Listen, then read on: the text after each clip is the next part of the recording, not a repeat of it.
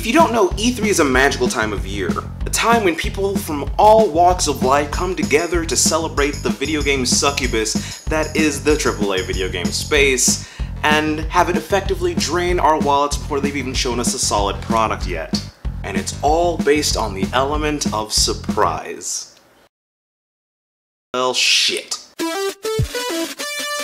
Welcome back to the country where we're home of the world's most glamorous gamers. My name's Delop, and today we're going to talk about Walmart. Now, Walmart is in the hot seat today because there was a teeny bit of a leak that came from Walmart Canada.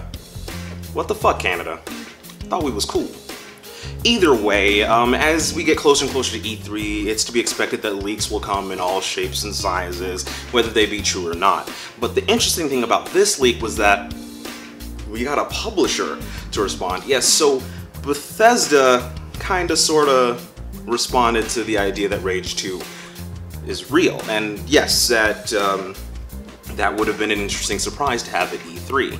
So, we have to look at this whole leak rather objectively, I would say, and think about it like this. Either all of these games are real, and are real announcements for E3, or most of them are. We can't say that this is 100% fake. Okay. One of the biggest points of contention with this list is the idea that Forza 5 is on this list when we haven't yet seen a Forza 4. Now, this has been countered by people saying that, okay, it was most likely a misprint or mistype, and that we are most definitely getting a Forza game. And that makes sense to me, because Forza is just one of those series that we just constantly have to get. And personally, I don't mess with racing simulators. You guys keep your racing sims, I will keep my disembodied turtle shells. Thank you.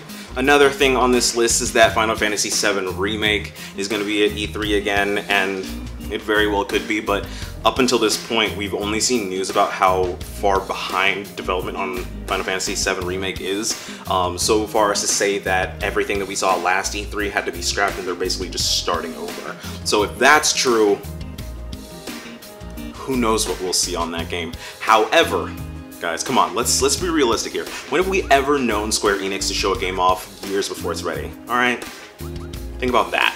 So let's take a look at some of the things on this leak list that I find particularly interesting. First up, Metroid Prime 4. Maybe? Like, okay. I probably love Metroid Prime more than any human being should, and I have always been of the mindset that it is not the system seller that Metroid fans have always led people to believe it is. It really isn't. But that trailer last year that was literally just a logo caused quite a bit of buzz, and I think that because of that, there are people who are going to gravitate toward it just to find out what the hell these people are so excited about. I've always thought that if people really just played a Metroid Prime game, they would understand. So hopefully the people who are starving for a good action space thriller would pick it up. I don't know why that was so hard for me to think of. The words are hard. But yeah, if Nintendo decides to release an HD trilogy of the original 3 before then... Next is DC Lego Villains. This one I think is very weird in the sense of exclusionism. Here's what I mean. Personally, I don't like the art of port begging. I really don't. I only ever use it in cases of emergency. This is not an emergency. You see, because Lego's been doing relatively well on the Switch, so I don't know why they would say, hey, this one title we're just not gonna put on there, which leads me to believe that it most likely, if it is real, most likely will be coming to the Switch, which means that there wasn't all of the things they wanted to spoil on this list. Like, there wasn't enough space to spoil everything on this list. So, it stands to reason that if this list is real, once again, if, that there are games on here that we don't know about, so even if this is part of E3, it's not all of E3. Lastly, Just Cause 4. This one is a real surprise for me because who the fuck asked for this? Honestly, do none of you remember the last time Just Cause came to console? I do. That was bad. The game itself was fun. It was just so sad to see my poor PlayStation gasping, trying to get this game to run properly. It was literally like a jet engine was taking off. It was so sad. And plus, like, we lost so many frames. So many frames. I don't know, the existence of that game is absolutely bewildering, but I mean, I guess we could see another one. I don't know. It'll be a pass for me, though. So yeah, that's the main thing about the Walmart list, for me at least. I don't know. I think personally, like, we know most of these games exist, like The Division 2, Beyond Good and Evil 2. It's just common stuff. I don't see how people are saying this list is completely fake when we know those games exist.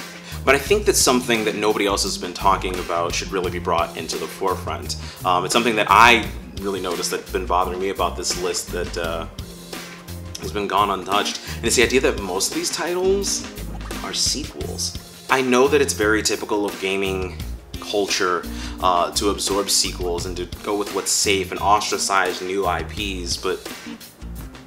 What? No, but I'm just trying to say that there's nothing wrong with taking a risk in a new IP. Dude, just... they don't care. Yeah, you're probably right. Stay perfect. Hey there, thank you so much for watching the video. Make sure to sound off in the comments if you liked what you saw. Make sure to like, subscribe, and share the video. If you didn't, hey, sorry to hear that, but you might like something else on the channel. Who knows? And if you got the time, make sure to check all the links in the bio. Got things from our merch store to our Twitters, and hell,